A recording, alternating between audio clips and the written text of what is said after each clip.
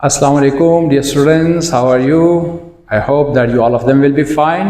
Dear students, as you all know that we have completed our two lectures, and you know that we are doing Federal Board Book Mathematics Grade 9, and we are continuing our chapter number 8, Geometry of Straight Lines. So dear students, today is our third lecture. I hope that you have done your previous work, and today you will continue your work from lecture number 3. So dear students, let's start our work. बेटा सबसे पहले आपने याद ये रखना है कि जो आपको दो लेक्चर पहले करवाए गए ना उनको आपने रिवाइज कर लेना है, ये ठीक है। रिवीजन से मुराद ये कि जो कुछ आपने उसमें पढ़ा है, आपने उसमें क्या पढ़ा है जी, इंक्लिनेशन पढ़ा है, आपने उसमें क्या पढ़ा है, ग्रेडियंट पढ़ा है, आपने उसमें क्या पढ़ा है जी कि अगर आपको 2 पॉइंट्स दिए गए हों तो आपने स्लोप कैसे फाइंड आउट करनी है, ठीक है। आपने उसमें कैसे पढ़ा है, क्या पढ़ा है जी कि एक लाइन है उसकी जो स्लोप है नेगेटिव कब होगी और पॉजिटिव कब होगी। आपने उसमें ये पढ़ा है कि जो अगर 3 पॉइंट्स हैं तो वो कोलिनियर कब होंगे, ठीक है। तो ये सारी चीज़ें हम जो है ना प्रीवियस 2 लेक्चर्स में डिस्कस कर चुके हैं। अब बेटा आज हम स्टार्ट करेंगे एक्सरसाइज नंबर 8.1।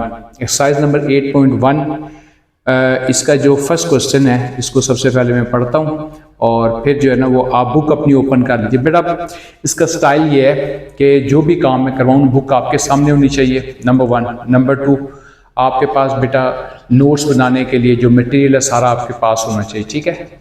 वीडियो ओपन करें, सामने रखें, बुक ओपन करें, मटेरियल सारा आपके पास जो नोटबुक है जो आपके पास हेल्पिंग मटेरियल है सारा पास रखें। इधर से बेटा साथ साथ इसको लेक्चर को सुने और आप यकीन करेगा, आप यूँ फील करेंगे जैसे ये आपका क्लासरूम का एक एनवायरनमेंट है, आप अपनी क्लास के अंदर बैठ के जो है ना वो सारे का सारा लेक्चर ले रहे हैं, ठीक है। तो प्रिपेयर होके बैठा करें सारी चीज़ें कंप्लीट करके, तो ये आपके 30-40 मिनट्स जो है ना ताकि वो आप लेक्चर को पूरे का पूरा सीख सकें, ठीक है। और बेटा ये बस याद रखिएगा कि इन लेक्चर्स को आपने इस वे से तैयार करना है कि जैसे आज आप तैयार कर रहे हो कल आपका फाइनल पेपर है ये, ठीक है। और अगर इसमें किसी भी किस्म का कोई प्रॉब्लम आता है तो आप जो है ना वो नीचे कमेंट्स में जाके जो है ना वो प्रॉब्लम को डिस्कस भी कर सकते हैं। तो मैं इंशाल्लाह कोशिश करूँगा कि आपके प्रॉब्लम को उसको सॉल्व कर सकूँ, ठीक है। डियर स्टूडेंट्स, आज हम स्टार्ट करने जा रहे हैं एक्सरसाइज नंबर 8.1। एक्सरसाइज नंबर 8.1 में पढ़ूंगा और उसका जो फर्स्ट क्वेश्चन है उसको आप देखेंगे कि उसके अंदर क्या वो पूछ रहा है। एक्सरसाइज नंबर 8.1 है बेटा, बुक आपके सामने है। क्वेश्चन नंबर 1 है, find the gradient slope of line whose inclination is, ठीक है। सबसे पहली बात यह है कि आपको ग्रेडियंट फाइंड आउट करना है। आपको इस चीज़ का पता होना चाहिए ग्रेडियंट से मुराद क्या है कि आपने स्लोप फाइंड करनी है, ठीक है। स्लोप से मुराद यह है कि आपने एम को फाइंड आउट करना है, ठीक है। तो ग्रेडियंट क्या चीज़ होती है, अ लाइन, ठीक है, that makes an angle theta with positive x axis is called, वो आपको क्या हो जाएगा, इंक्लिनेशन। बात समझ आ गई, वो क्या होगा, इंक्लिनेशन। इंक्लिनेशन क्या होता है, आपके पास वो थीटा होगा, एंगल होगा, ठीक है। तो उस इंक्लिनेशन की मदद से आपने बेटा ग्रेडियंट को फाइंड आउट करना है। और मैंने आपको, अगर आप प्रीवियस लेक्चर देखते हैं तो ये बताया था कि जो आपका ग्रेडियंट होता है वो क्या होता है, टेंजेंट थीटा भी होता है, ठीक है। इट मीन्स कि कभी भी आपको सुनिएगा, अच्छे वे से सुनिएगा, इंक्लिनेशन गिवन है, इंक्लिनेशन का मतलब थीटा गिवन है, थीटा का मतलब एंगल गिवन है, और you have to find the value of slope. Gradient को आपने फाइंड आउट करना है, तो आप हमेशा फार्मूला अप्लाई करेंगे, m is equal to tangent theta, ठीक है। तो m से मुराद क्या होगा, ग्रेडियंट, m से मुराद होगी स्लोप, और टेंजेंट और थीटा जो भी आपको गिवन होगा आप कैलकुलेटर की मदद से टेंजेंट थीटा वो जो एंगल आपको गिवन होगा उसकी वैल्यू को पुट करेंगे तो आपके पास स्लोप जो है ना वो आ जाएगी। तो फर्स्ट आपने याद रखा इंक्लिनेशन गिवन है, आप स्लोप निकाल सकते हैं किसकी मदद से, m is equal to tangent theta, ठीक है जी। तो इसी चीज़ को बेटा हमने यहाँ पे यूज़ करना है। तो क्वेश्चन नंबर 1 है exercise number 8.1। Exercise 8.1 question number 1, find, इसमें क्या है बेटा, ग्रेडियंट। ग्रेडियंट से मुराद ये आपने स्लोप को फाइंड आउट करना है। तो whose inclination is given, whose inclination is given. अच्छा, ये साथ साथ लिखने का मतलब ये है कि आप जो ना अपनी कॉपी पे इसके जो नोट्स बनाएंगे ना, ताकि आपको जिस तरह क्लासरूम का एक एनवायरनमेंट है वो यहाँ पे दिया जा रहा है कि आप ये फील करेंगे आप क्लासरूम के अंदर बैठे हैं, आपको कोई प्रॉब्लम नहीं है। ठीक है, बिल्कुल वही पैटर्न, वही लेक्चर, वही सारा कुछ।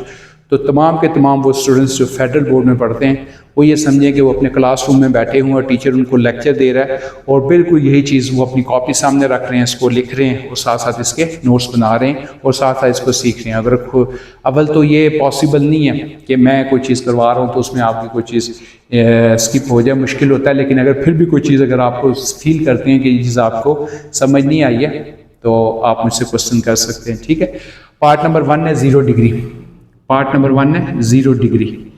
पार्ट नंबर सेकंड पार्ट है आपका 30 डिग्री, 60 डिग्री और 90 डिग्री।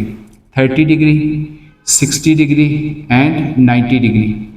फोर्थ पार्ट है आपका 90 डिग्री। ये आप अपनी कॉपी के ऊपर बेटा इसी तरीके से क्वेश्चन लिख लेते हैं। 120, 150, 170, 120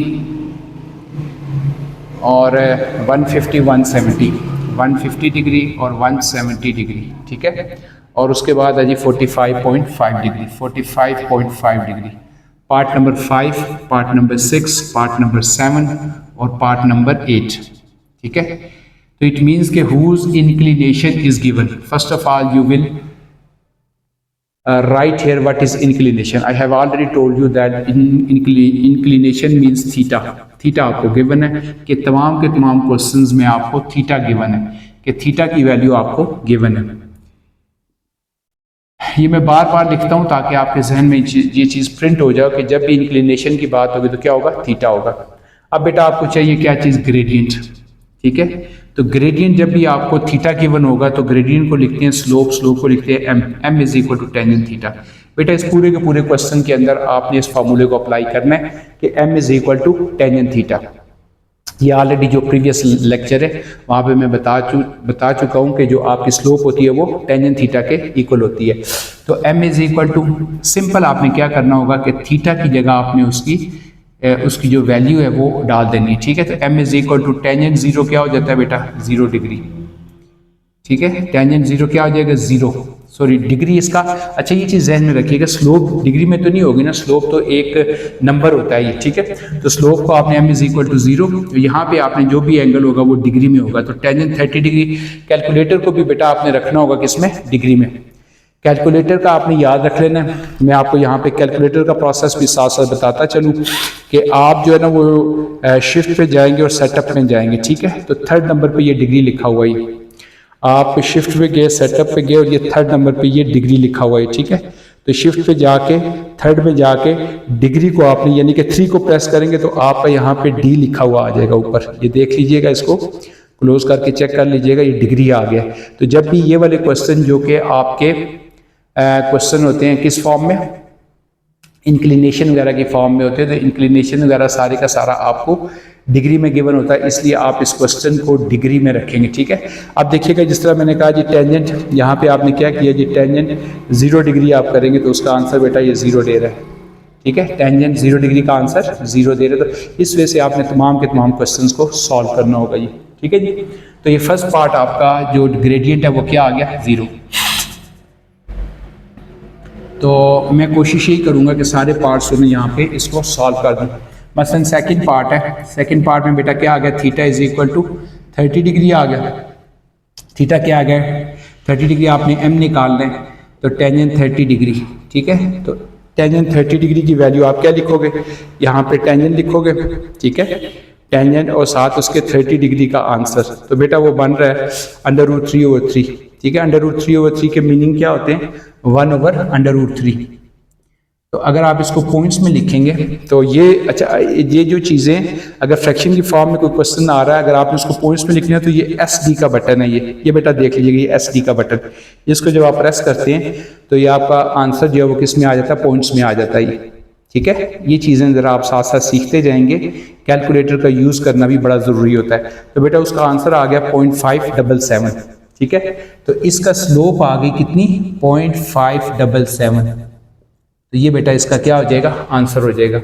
थर्ड है आपके पास theta is equal to 60 degree. Theta क्या आ गया बेटा 60 degree. Theta is equal to 60 degree है, तो आप क्या निकालना चाहते हैं, स्लोप निकालना चाहते हैं, ग्रेडियंट निकालना चाहते हैं, tangent theta. Tangent theta, theta की जगह क्या पुट करोगे 60 डिग्री, ठीक है। अच्छा ये जो आप लिखते हो ना टेंजेंट 60 लिख के ना ब्रैकेट डाल दिया करें। जब आप ब्रैकेट डालते हैं तो वो प्रॉपर यही होता है कि 60 डिग्री जो है ना टेंजेंट ऑपरेटर होता है, ठीक है। ये ऑपरेट हो रहा है किसके ऊपर, 60 डिग्री के ऊपर। जब आप इसको टेंजेंट 60 डिग्री करेंगे तो ये आपको आंसर देगा √3, ठीक है। टेंजेंट 60 का आंसर √3 देगा। तो आप इसको √3 भी लिख सकते हैं। और जब आप वही है कि आप SD को प्रेस करेंगे तो आपका पॉइंट्स में 1.732 आंसर देगा ये, ठीक है। 1.732 तो ये आपका स्लोप आ जाएगी, ठीक है बेटा। पार्ट नंबर 4 देखिएगा। Theta is equal to 90 degree. Theta is equal to 90 degree, तो m इज इक्वल टू क्या हो जाएगा, टेंजेंट थीटा। थीटा की जगह क्या पुट करोगे 90 डिग्री, ठीक है। तो टेंजेंट 90। अब ये जरा देखिएगा, जब आप टेंजेंट की वैल्यू 90 लेते हैं ना तो वो क्या हो जाती है, यहाँ पे mathematical MATH math ERROR math error आता है। इसका मतलब ये हुआ कि वो क्या होती है, जब भी कैलकुलेटर के अंदर इस तरह की वैल्यू आ जाएगी मैथ एरर, तो आप लिखा करेंगे अनडिफाइंड, कि उसकी जो स्लोप है वो क्या हो जाएगी, अनडिफाइंड हो जाएगी। m क्या हो जाएगी, अनडिफाइंड। तो अनडिफाइंड को बेटा स्लोप को 1/0 भी लिखा जाता है, ठीक है। जो भी चीज़ अनडिफाइंड होगी तो उसको स्लोप को 1/0 भी लिखा जाता है। तो आप इसको अनडिफाइंड भी लिख सकते हैं और इसको 1/0 भी लिख सकते हैं। पार्ट नंबर 5 है बेटा। पार्ट नंबर 5 है theta is equal to 120 degree. तो टेंजेंट स्लोप लिखेंगे, m इज इक्वल टू क्या लिखेंगे, टेंजेंट थीटा।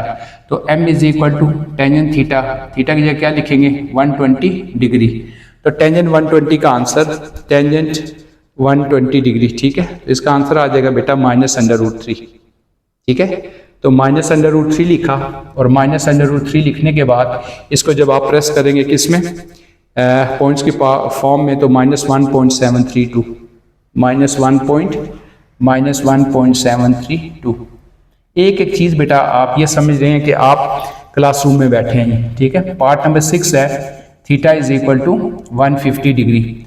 तो m इज इक्वल टू क्या हो जाएगा बेटा, टेंजेंट थीटा। थीटा की जगह आपने वैल्यू पुट कर दी क्या, 150 डिग्री।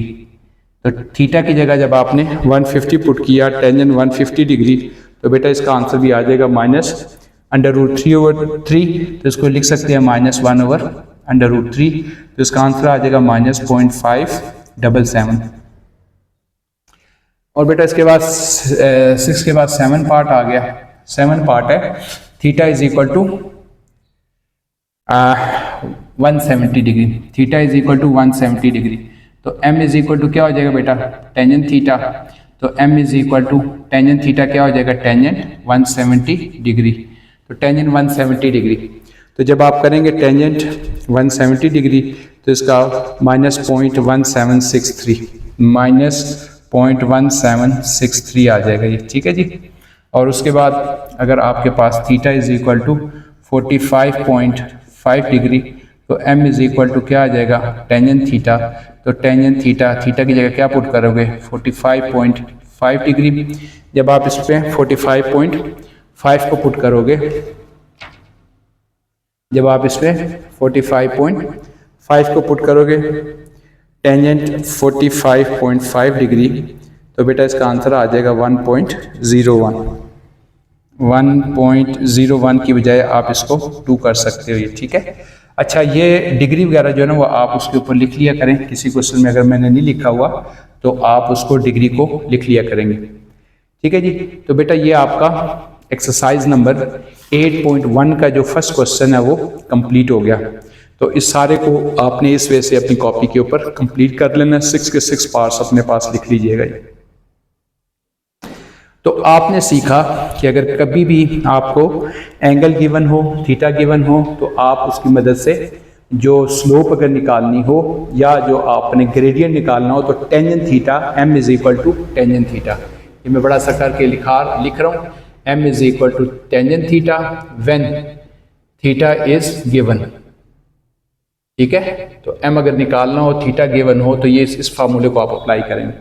अच्छा एक चीज़ और जो आई है, आपका कैलकुलेटर ये आंसर दे रहा होता है। मसलन टेंजेंट 30 का जो आंसर है, टेंजेंट 30 का आंसर, ये ज़रा एक्सप्लेनेशन में दे रहा हूँ। टेंजेंट 30 का आंसर देता है जी कि जिस तरह मैं आपको यहाँ पे बता देता हूँ, आपको क्लियर हो जाएगा। टेंजेंट 30 का आंसर दे रहा है क्या जी, √3/3।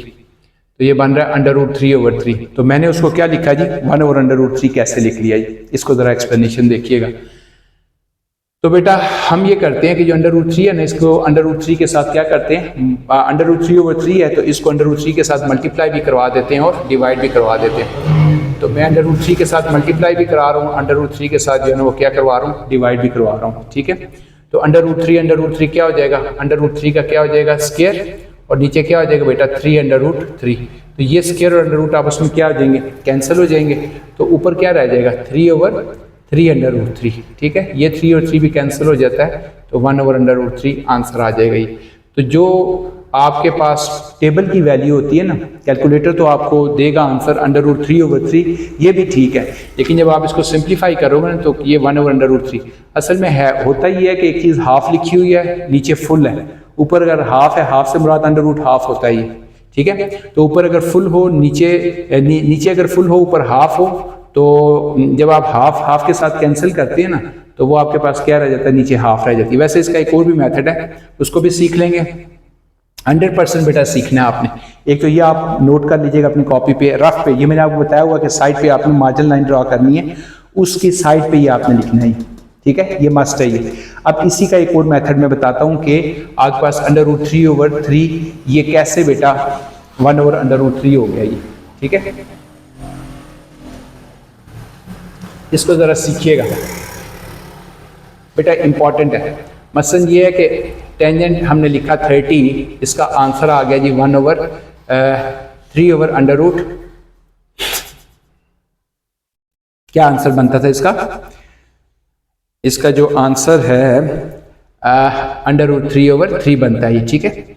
अच्छा बेटा याद रखिएगा, मसलन ए है ना, मसलन एक ए वैल्यू, पॉजिटिव वैल्यू, इसको अगर मैं ब्रेक करके लिखना चाहूँ तो a का अंडर रूट लिख सकता हूँ। वजह ये होती है कि √a क्या हो जाएगा, √a का स्क्वायर हो जाएगा, ये हो जाए कैंसिल होकर दोबारा आंसर क्या आ जाएगा, a आ जाएगा। इट मीन्स कि अगर मेरे पास 3 लिखा हुआ है तो 3 को मैं लिखना चाहूँ क्या लिख सकता हूँ, √3 × √3। तो अगर मैं क्यों भाई ये कैसे हो गया, √3 क्या हो जाएगा, √3 का क्या हो जाएगा, स्क्वायर हो जाएगा, ये स्क्वायर और √ कैंसिल होकर आंसर क्या आ जाएगा, 3 आ जाएगा। इसका मतलब है कि 3 को मैं ब्रेक करके √3 लिख सकता हूँ। तो एक तो वो जो पहला मेथड था वो मैंने बताया। दूसरा ये है कि मैंने आपको बताया ये जो 3 है इसको मैं ब्रेक करके लिखना चाहूँ क्या लिख सकता हूँ, √3 × √3। √3 × √3 करूंगा तो ये √3 कैंसिल हो जाएंगे, तो आंसर क्या आ जाएगा 1/√3। इस मेथड को भी बेटा आपने रफ पे साथ मार्जिन लाइन ड्रॉ करके इसको भी कॉपी कर लीजिएगा, ये भी मस्ट है, ठीक है। क्योंकि ये वाला मेथड अडॉप्ट करें या वो अडॉप्ट करें, √3/3 का जो आंसर है वो 1/√3 इस वे से आता है। ये एक्सप्लेनेशन बड़ी ज़रूरी थी, क्योंकि बाद का जो आपके पास जो आपने याद की होती है वैल्यू 1/√3 याद की होती है, और जो आपके पास कैलकुलेटर से आती है वो √3/3 होती है, दोनों के मतलब सेम ही होती हैं। ये उसकी सिंप्लीफिकेशन फॉर्म है और वो उसकी जनरल फॉर्म है जो कि कैलकुलेटर में क्योंकि उसमें से फीड की होती है तो उसी वजह से वो आंसर जो है वो दे रहा होता है ये, ठीक है जी। ये बेटा आप सब लोग कॉपी कर लीजिएगा। क्वेश्चन नंबर 1 आपके सामने लिखा है ये। अच्छा एक चीज़ मैं और बताना चाहता हूँ, मसलन आप ये लेक्चर पढ़ रहे हैं, ठीक है, थोड़ा सा आपको यहाँ पे मे भी उस वे से सही वे से नज़र ना आ रहा हो, ठीक है। उसका वे ये है यहाँ पे कि इसको थोड़ा जूम कीजिएगा ये, ठीक है। जब आप जूम करेंगे तो आपको 100% बल्कि 110% बिल्कुल एक एक चीज़ क्लियर होगी। मसलन इसको थोड़ा सा यूँ जूम कीजिएगा, आपको ये एक एक चीज़, मैं क्योंकि मैं साथ साथ बोल रहा होता हूँ, आप इसको जूम करते जाएंगे, आपको एक एक चीज़ साथ साथ क्लियर होती जाएगी। तो जब भी आप पढ़ेंगे तो आपने इस चीज़ को, मसलन ये आप पढ़ रहे हैं तो साथ साथ इसको हल्का सा जूम करते जाएंगे तो आपको बिल्कुल यूँ लगेगा कि आपके सामने पूरा एक पेज खुला हुआ है और एक टीचर आपको पढ़ा रहा है और साथ साथ जो है ना वो उसका लिखा हुआ आ रहा है, ठीक है। इस वजह से मैं भी थोड़ा सा आपको ये क्लियर जो है ना वो उस वजह से ना हो तो, लेकिन आप इसको जूम करके बड़े अच्छे से, तो ये मैंने बता दिया आपको, आइंदा से जो भी लेक्चर होंगे आप उनको हल्का सा जूम कर लिया करें, ठीक है जी। क्वेश्चन नंबर 1 बेटा आपका 100% मैं समझता हूँ अगर पेपर में इस टाइप का कोई भी क्वेश्चन आ गया जिसमें आपको इंक्लिनेशन गिवन होगी और आपने स्लोप निकालनी होगी, अब आपको पता चल गया कि m = टेंजेंट थीटा लगा के हम उस क्वेश्चन को ईजिली सॉल्व कर सकते हैं, ठीक है। अब एक और बात हो, इसमें कुछ में आंसर जो है ना वो नेगेटिव आ रहे हैं, कुछ में पॉजिटिव आ रहे हैं। तो हमने ये पढ़ा था, जो प्रीवियस लेक्चर था उसमें हमने ये पढ़ा था कि अगर एंगल लाई करता है, थीटा लाई करता है, इंक्लिनेशन लाई करता है 0 और 90 डिग्री के दरमियान, तो फिर उसका जो आंसर है, जो स्लोप का आंसर है, जो स्लोप होगी वो क्या आएगी, पॉजिटिव आएगी, ठीक है। लेकिन अगर यानी कि जो एंगल होगा वो भी क्या होगा, पॉजिटिव होगा। और अगर उसका जो एंगल है वो लाई करता है कहाँ पे, 90 और 180 के दरमियान, ठीक है, तो वो जो उसकी जो स्लोप होगी उसका जो आंसर है वो क्या होगा, नेगेटिव होगी। जो स्लोप होगी, स्लोप का आंसर नेगेटिव होगा। कब, जब थीटा 90 और 180 के दरमियान लाई करेगा। अब जरा देखिएगा, ये 0 है तो बेटा 0, ये 60 क्योंकि 90 से कम है, इसका पॉजिटिव है, ठीक है। 90 पे जो है वो अनडिफाइंड होता है। 120 देख लें, 90 से ज़्यादा है तो इसका आंसर देखें, स्लोप का क्या आ रहा है, नेगेटिव आ रहा है। 150 क्या है बेटा, 150 क्या है, 90 से ज़्यादा है तो इसका आंसर क्या आ रहा है, नेगेटिव आ रहा है। 170 देखें क्या है, 90 से ज़्यादा है तो इसका आंसर क्या आ रहा है, नेगेटिव आ रहा है। 45.5 90 से कम है तो इसका आंसर जो है वो क्या आ रहा है, पॉजिटिव आ रहा है।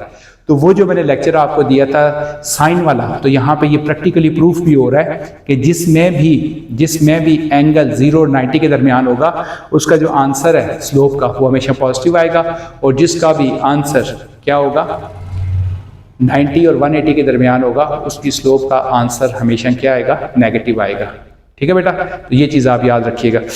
तो ये अब आपका 100% तैयार हो गया एनुअल पेपर के पॉइंट ऑफ व्यू से ही, ठीक है। तो इसमें कोई चीज़ इस तरह की नहीं है कि मैंने छोड़ी हो। आपको साइन का भी बता दिया गया, इंक्लिनेशन का भी बता दिया गया, ठीक है, और आपको जो है वो ग्रेडियंट का भी बता दिया गया, आपको फार्मूले का बता दिया गया, ठीक है।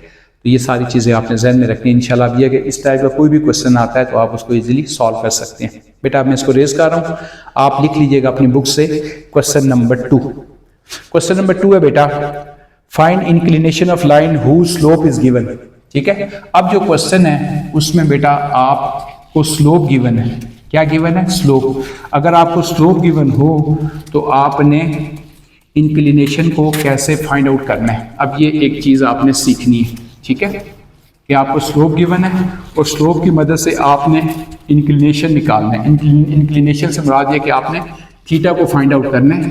तो स्लोप की मदद से आपने थीटा को कैसे फाइंड आउट करेंगे, ठीक है जी। तो क्वेश्चन नंबर 2 है बेटा, find inclination of the line, find inclination of the line, find inclination of the line. तो सबसे पहले आपको पता होना चाहिए क्या आपने फाइंड आउट करना है। इंक्लिनेशन से मुराद क्या, आपने थीटा को फाइंड आउट करना है, ठीक है। Whose slope is given, whose slope, slope से मुराद एम, एम आपको क्या है जी, गिवन है। एम आपको फाइंड नहीं करना बल्कि ये एम आपको गिवन है। अब ये उसका इन्वर्स हो जाएगा ना कि पहले आपको इंक्लिनेशन गिवन था तो आपने स्लोप फाइंड आउट की थी, अब स्लोप आपको गिवन है तो इंक्लिनेशन को आपने फाइंड आउट करना है, ठीक है बेटा। इसको सीखेंगे तो इस लेक्चर में मैं कोशिश करूंगा कि ये आपका लेक्चर ये जो 2 क्वेश्चंस हैं यहाँ तक हम करके इसको वाइंड अप कर लें, तो फिर इंशाल्लाह इसका जो नेक्स्ट लेक्चर होगा लेक्चर नंबर 4 उसके अंदर जो है ना वो फिर हम इस तरीके से 2-2, 3-3 क्वेश्चन करके, ताकि वीडियो ज़्यादा लेंथी भी ना हो। इसमें बेटा आप अपलोडिंग में भी प्रॉब्लम बनता है, तो इसको क्योंकि अपलोड करना है तो इजीली जो है ना ये हो जाए, ठीक है। तो बेटा इसमें फर्स्ट पार्ट है, यानी कि आपको क्या गिवन है, स्लोप गिवन है, एम क्या हो जाएगा 0, ठीक है। मैं इसको बना ही लूँ डायरेक्ट ही। और सेकंड पार्ट है बेटा, एम आपको क्या गिवन है, एम गिवन है बेटा 0.577, 0.577। और थर्ड पार्ट है, थर्ड पार्ट में आपको एम गिवन है, what is m given, m is -1.732, -1.732। और फोर्थ पार्ट है जिसमें एम आपको गिवन है, एम क्या गिवन है बेटा -0.364, -0.36 और ये 4, ये आपको गिवन है, ठीक है। अब आपने याद ये रखना है कि आपने रूल वही अप्लाई करना है, एज वी नो दैट करके, एज वी नो दैट। जो प्रीवियस क्वेश्चन था उसमें भी आप ये लिख सकते हैं एज वी नो दैट, क्या जी कि m इज इक्वल टू या टेंजेंट थीटा, हमने ये कहा था कि tangent theta is equal to किसके इक्वल है जी, m के इक्वल है ये, ठीक है। यहाँ पे भी लिख लें tangent theta is equal to m के इक्वल है, tangent theta is equal to किसके इक्वल है, एम के इक्वल है। Tangent theta is equal to m के इक्वल, यानी कि हर क्वेश्चन में जिसमें भी आपको स्लोप गिवन होगी, आपने एंगल को फाइंड आउट करना हो तो बेटा आपने टेंजेंट थीटा इज इक्वल, तो बेटा थीटा, अब जो एम है ना, अब ये थीटा आपने फाइंड आउट करना है। तो याद रखिएगा टेंजेंट को अगर आप शिफ्ट करते हैं राइट हैंड साइड पे तो ये रूल होता है, रूल आप आज आपने याद रखना है कि कभी टेंजेंट अगर लेफ्ट साइड पे लिखा हुआ उसको राइट साइड पे शिफ्ट करना हो तो वो टेंजेंट इनवर्स हो जाएगा। Sine theta is equal to लिखा हुआ है और साइन थीटा को अगर आपने राइट साइड पे शिफ्ट करना साइन इनवर्स हो जाएगा कॉस टेन। ये जो 6 ट्रिग्नोमेट्रिक की रेशियोज हैं सबका यही मेथड होता है, ठीक है। तो मसलन इसका आपने थीटा को फाइंड आउट करना है, तो यहाँ पे क्या हो जाएगा, टेंजेंट इनवर्स ऑफ एम हो जाएगा ये, ठीक है।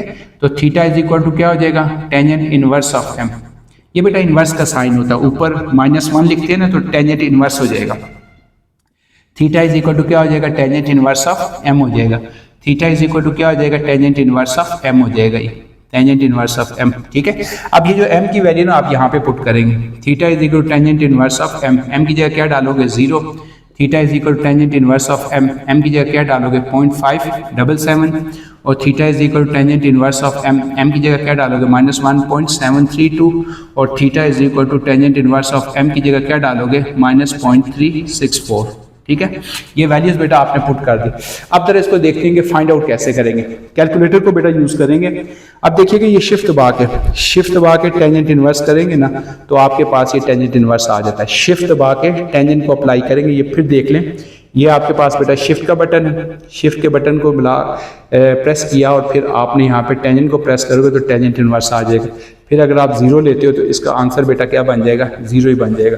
तो टेंजेंट इनवर्स ऑफ 0 बेटा क्या बन जाएगा 0, और फिर क्योंकि डिग्री ये थीटा एंगल है तो फिर आपने उसके ऊपर डिग्री लिखनी है। ये स्लोप होगी तो स्लोप जाहिर बात है कि वो एक नंबर होता है तो उसको आपने नंबर में लिखना होगा, लेकिन जो आपका एंगल है ना वो या तो डिग्री में होता है या रेडियन में। फिलहाल आपने ये याद रखना कि आप डिग्री में पढ़ रहे हैं, ठीक है।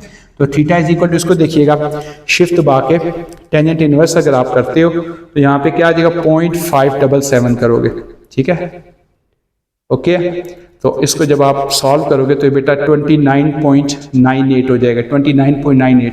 तो 29.98 तकरीबन, क्योंकि ये 29.98 है ना डिग्री, तो बेटा इसको अप्रॉक्सीमेटली हम 30 डिग्री कर सकते हैं, ठीक है।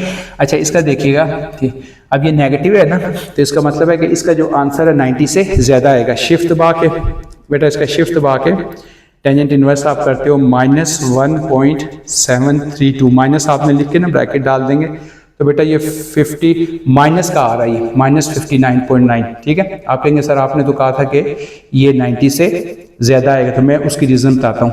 जब ये आप स्लोप नेगेटिव पुट करेंगे तो आंसर आपका क्या आएगा, नेगेटिव आएगा -59.9, तो आपने बेटा इसको लिखेंगे -60 डिग्री, ठीक है। अब आपने कोई भी एंगल अगर नेगेटिव हो, ठीक है, इस वजह से अगर आपको स्लोप गिवन हो, कोई एंगल अगर नेगेटिव हो उसको आपने पॉजिटिव बनाना हो तो बेटा आप क्या करते हो 180 में से आपने उस एंगल को क्या कर देते हो, माइनस कर देते हो, ठीक है। तो वो बेटा क्या बन जाएगा 120 डिग्री। तो ये देखें ये आपका एंगल क्या बन गया, 90 से ज़्यादा बन गया। कभी भी कोई भी एंगल, ठीक है, अगर आपने कहीं पे भी थीटा निकालना हो, ठीक है, इंक्लिनेशन को फाइंड आउट करना हो, उसका आंसर अगर नेगेटिव आ जाए तो वो आपने क्या करना होगा 180 में से उसको माइनस करेंगे तो उसका आंसर क्या आ जाएगा, पॉजिटिव आ जाएगा। ये इसका मेथड होता है, ठीक है। इसी तरीके से बेटा शिफ्ट बा के टेंजेंट इन्वर्स करेंगे तो -0.364 करते हो तो इसका आंसर आ जाएगा बेटा -20, ठीक है, क्योंकि ये भी नेगेटिव था तो इसका एंगल जो बनेगा वो क्या बनेगा -20 डिग्री, ठीक है।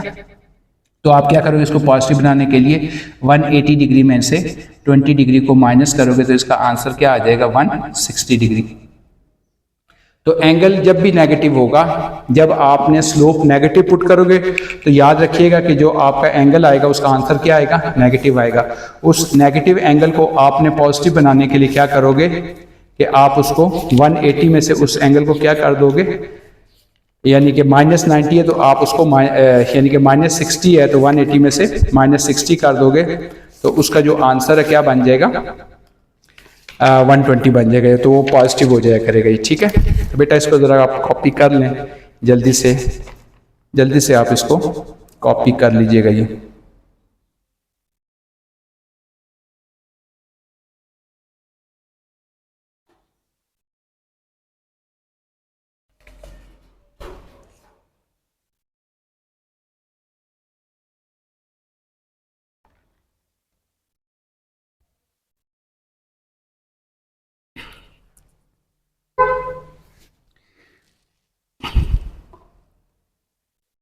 इसको बेटा अगर मैं पॉजिटिव लूँ तो शिफ्ट दबा के टेंजेंट 0.364, तो इसका आंसर जो है ना वो 20 डिग्री पॉजिटिव दे रहा है। बुक में शायद वो उसने यहाँ पे पॉजिटिव के अकॉर्डिंग आंसर दे रहा है, ठीक है। अगर जबकि बुक में जो क्वेश्चन गिवन है वो नेगेटिव है, तो इसलिए यहाँ नेगेटिव आएगा। तो 180 में से 20 को माइनस करेंगे तो ये 160 आ जाएगा। तो इसकी आप करेक्शन भी जो है ना वो कर सकते हैं, ठीक है जी। तो डियर स्टूडेंट्स, ये आज आपका थर्ड लेक्चर था, ठीक है। उम्मीद है कि आपने इसको बड़े अच्छे तरीके से समझा होगा। कोशिश मैंने ये की है बेटा, इसको बड़ा डिटेल के साथ, जिस तरह मैं एक पढ़ाने का मेरा स्टाइल है, मेरा दिल होता है कि एक एक चीज़ को बार बार रिवाइज़ करूं, बार बार बोलूं, ताकि बच्चों के जो है ना वो जहन में वो चीज़ बैठ जाए। तो उम्मीद है कि आपने ये लेक्चर बेटा इंजॉय किया होगा। और ये आपका थर्ड लेक्चर था। फोर्थ लेक्चर बेटा इसके बाद है, जिसमें बेटा हम क्वेश्चन नंबर 3 और अपवर्ड देखते हैं कि वो कितना उसमें पॉसिबल है। तो आपने बेटा सारे का सारा होमवर्क लाजमी कंप्लीट कर लेना है। ये लाजमी अपने पास लिखा करें, लाजमी इसके नोट्स बनाया करें।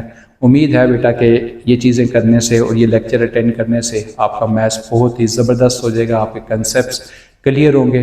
और ये जो मैथ्स आपको इतना बड़ा हुआ लगता है और ये मैथ्स आपको इतना मुश्किल लगता है, इन लेक्चर्स की मदद से मैथ्स आपको बिल्कुल ईजीएस्ट सब्जेक्ट लगेगा। और मेरा ये मानना है कि दुनिया का अगर आसान तरीन सब्जेक्ट कोई है तो वो मैथमेटिक्स है। क्यों? क्योंकि मैथमेटिक्स सिर्फ और सिर्फ बेटा आप उसमें कंसेप्ट्स हैं, आपके उसमें लॉजिक्स हैं, ठीक है।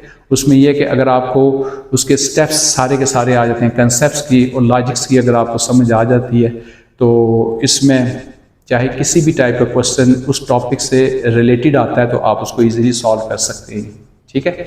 ये स्टूडेंट्स काम सारा कर लीजिएगा, बहुत अच्छे वे से तैयारी कीजिएगा और आपने इम्तिहान में अच्छे नंबर लेने हैं। यही मेरा विजन है। ये इतना कुछ करने का मकसद सिर्फ और सिर्फ एक है कि आप लोग कामयाब हों, मेरी पाकिस्तानी कौम के बच्चे कामयाब हों, उनको मैथ्स में कम से कम 9th और 10th लेवल फेडरल बोर्ड में किसी किस्म का भी कोई प्रॉब्लम नहीं होना चाहिए।